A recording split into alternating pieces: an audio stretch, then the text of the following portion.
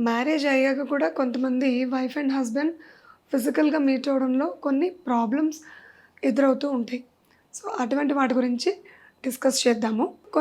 కొంతమంది కపుల్స్ వచ్చినప్పుడు ఆశ్చర్యకరంగా ఉంటుంది. ఏంటంటే వీళ్ళకి ఆల్రెడీ 1 ఇయర్, 2 ఇయర్స్ అయిపోయి ఉంటుంది మ్యారేజ్ అయ్యి.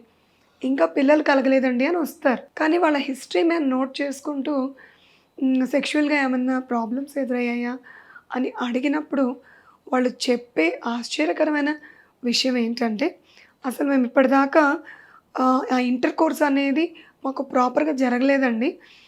ఎందుకంటారా? ఆహ్, ఈ పెనిస్ అనేది ఎంటర్ అయ్యేటప్పుడు ఈమె ఇన్వాలంటరీగా ఈ మజిల్స్‌ని బాగా టైట్ చేయడం ద్వారా అసలు లోపలికే ఎంటర్ అవ్వట్లేదు.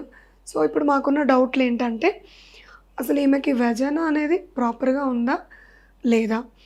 లేదు హస్బెండ్‌లో ఏదన్నా ఆ పెనిస్ సైజెస్ గానీ అవేమన్నా వాటిలో ప్రాబ్లమ్స్ ఉన్నాయా?